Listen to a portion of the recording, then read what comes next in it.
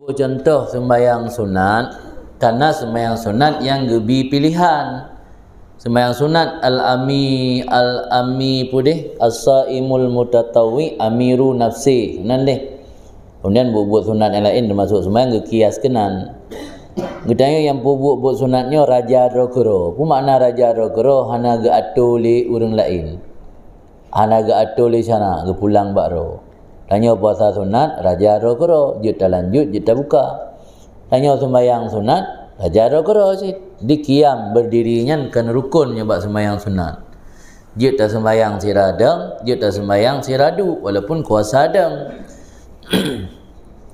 Waktu kita pilih sembahyang siradu, tente memilih level kedua ke level pertama. Pertama yang paling utama iaitu de. Level bawahnya du, level yuknya berbaring. Menya wate thidra tanya tak sembahyang siradu hana dah pilih yang paling utama. Menya wate langkah ramai tak pilih yang paling utama yang tanda ria ke. Jadi surah haji benar bandingan baik sembahyang siradu 4 mentang urus sembahyang siradu ria mandung ke menan.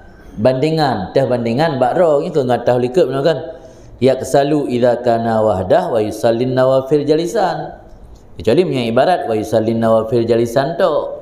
Di pada atas likut nawe atas apa? Artinya malas ketika sendiri salat sunat sambil duduk.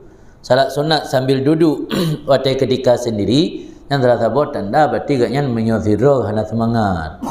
Menyawati rame getim dang. Malah ge minta orang yang mat lem. Malah ge pudang ro ge bineh bintih mengajak ge mumat.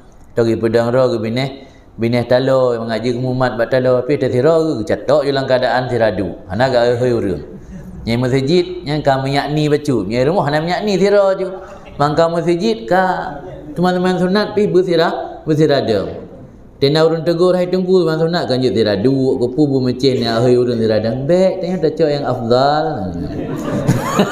yang tanda ria ke nyai rumah hana cocok yang afdal bukan trong masjid ka kata cocok yang afdal. Jadi makanya hanya buat contoh maktubah, hanya maktubah je sikap fardu dang hana pilihan. Memang han sanggup du, nyan han sanggup du pi. Gebagi dalam dua, han sanggup sepanjang sembahyang, pu han sanggup bak 2 rakaat tak sanggup.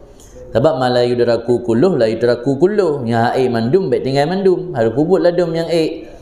Mesti ke sembahyang perle luhur.